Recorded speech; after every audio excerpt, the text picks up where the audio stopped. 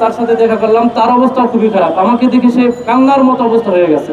সে বলতেছে, ভাই পিটাইয়া একেবারে মাথা টাদা ভাঙা ফেলাইছে, হাড্ডি গুড্ডি ভাঙা ফেলাইছে, এবং বলতেছে যে ভাই আপনারা সবাই যদি একসাথে না আসেন, সবাই যদি না নামেন, এই ভারতীয় এজেন্ডা যদি নিষিদ্ধ না হয়, এই আওয়ামী লীগ যদি আবার ফিরে আসে, কেউ কিন্তু বাঁচতে পারবেন না, আমরাও বাঁচতে পারবো না, আপনারাও বাঁচতে পারবেন না, সকলের কিন্তু ক্ষতি আছে। এমন একটা অবস্থা দেখেন কিভাবে পিটিয়েছে। গণঅভ্যুত্থানের পরে সাপ কুকুর পিটানের মতো পিটিয়েছে, রাস্তায় ফেলে পিটিয়েছে। যেভাবে আমাদেরকে পিটিয়েছিল গণঅভ্যুত্থানের সময়, যেভাবে ছাত্রলীগ আর আওয়ামী লীগ লগি বইটা দিয়ে পিটিয়েছিল এবং আমাদের গণঅভ্যুত্থানের সময় পিটিয়েছিল, সেই রকম একটা নেতাকে রাস্তায় ফেলে পিটিয়েছে। এটা শুধুমাত্র নুরুল হক নূরকে পিটাই নাই, এটা গণঅভ্যুত্থানে আকাঙ্ক্ষাকে পিটিয়েছে। এটা গণঅভ্যুত্থানে যারা অংশগ্রহণ করেছিল, যারা স্লোগান দিয়েছিল, যারা মাঠে আসছিল, যারা রক্ত দিয়েছিল, তাদের সকলকে পিটিয়েছে, তাদের সকলের অন্তরকে পিটিয়েছে এবং বাংলাদেশের গণঅভ্যুত্থানে আকাঙ্ক্ষাকে পিটিয়েছে, বাংলাদেশের জনগণের মনের মানুষকে পিটিয়েছে। যারা স্লোগান দিয়েছিল, যারা গণঅভ্যুত্থানের সামনের সারিতে ছিল, যারা গণঅভ্যুত্থানে একেবারে সামনের সারিতে ছিল, যারা স্লোগান দিয়েছিল লাখো শহীদের রক্তে কেনা চেষ্টা কারো পাবেন না, তাদেরকে পিটিয়েছে, এমন একটা লোককে পিটিয়েছে। আমরা এর তীব্র নিন্দা জানাই এবং আমরা দেখতেছি আওয়ামী লীগকে ফিরে আনার জন্য বিভিন্ন চেষ্টা চলছে। রিফর্ম আওয়ামী লীগকে এইরকম দেখেন সোহেল তাজের মাধ্যমে, আবার মনসা খত্তরের মাধ্যমে, আবার ওই জেডাইকে পান্নার মাধ্যমে বিভিন্ন সিস্টেমে, বিভিন্ন কায়দা কানুন করে আওয়ামী লীগকে ফিরে আনার চেষ্টা করছেন। বোকার স্বর্গে বাস করছেন। আওয়ামী লীগ ফিরে আনা যাবে না।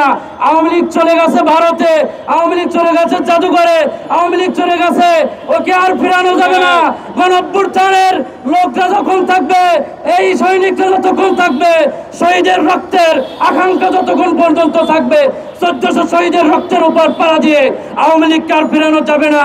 এবং জাতীয় পার্টি 14 দল যারা আওয়ামী লীগের সঙ্গী ছিল, যারা আওয়ামী লীগের সাথে মদত দিয়েছিল, যারা ভারতের লেসপন্সার ছিল, ভারতের এজেন্ডা বাস্তবায়ন করতে চাইছিল, সকলকে নিষিদ্ধ করতে হবে, সকলকে বাংলাদেশ থেকে চিরতরে বিদায় করতে হবে, তাদের রাজনীতি বন্ধ করতে হবে, তাদের রাজনীতি বন্ধ করতে হবে, তাদের যে বিভিন্ন প্রোগ্রাম সেগুলো বন্ধ করতে হবে, তাদেরকে অনলাইনে বয়কট করতে হবে, তাদেরকে রাজনৈতিকভাবে বয়কট করতে হবে, তাদেরকে বাংলাদেশের রাজনীতি করতে দেওয়া হবে না। আমরা বলতে চাই, সেনাবাহিনীর যিনি প্রধান, তাকে বলতে চাই, আপনি হচ্ছেন একজন জেন্টলম্যান, আপনি গণঅভ্যুত্থানের একজন নায়ক, আপনার কারণে গণঅভ্যুত্থানটা সম্পূর্ণ সাধিত হয়েছে। অতএব এই সেনাবাহিনীর ভিতরে এখনো কিছু আওয়ামী লীগ আছে, এখনো কিছু ছাত্রলীগ আছে, এখনো কিছু ভারতীয় এজেন্ডা আছে। তাদেরকে পিটিয়ে বাংলাদেশ ছাড়া করতে হবে, তাদেরকে ভারতে পাঠিয়ে দিতে হবে, তাদেরকে ভারতের পতাকা ধরে দিয়ে, ভারতের পোশাক ধরে দিয়ে বাংলাদেশ থেকে ছেড়ে দিতে হবে, বাংলাদেশ থেকে বের করে দিতে হবে। তাদেরকে সেনাবাহিনীর ভিতরে, পুলিশের ভিতরে রাখা যাবে না। যদি পুলিশের ভিতরে রাখেন, যদি সেনাবাহিনীর ভিতরে রাখেন, আপনার ইমেজ আস্তে আস্তে নষ্ট হয়ে যাবে। যেভাবে আপনার ইমেজ নষ্ট করা হয়েছে, আপনার সেনাবাহিনীর ইমেজ নষ্ট করা হয়েছে, পুলিশের ইমেজ নষ্ট করা হয়েছে, মানুষ এখন সেনাবাহিনী পুলিশের উপর থেকে আস্থা হারিয়ে ফেলতেছে। অতএব তাদেরকে যদি ওখান থেকে পিটিয়ে বাংলাদেশ ছাড়া না করেন, তাদের যদি সীমানা ছাড়া না করেন, এই গণঅভ্যুত্থানের লোক কিন্তু আপনাদেরকে ক্ষমা করবে না। অতএব তাদেরকে বাংলাদেশ থেকে বিতাড়িত করতে এবং চাকরি থেকে বিতাড়িত করতে হবে, যাতে করে ইমেজ নষ্ট না করতে পারে। আরো বলতে চাই, আগামীকালকে 22টি দল মিলে একটি সিদ্ধান্তে আসছে। তারা বলতে চাই, যারা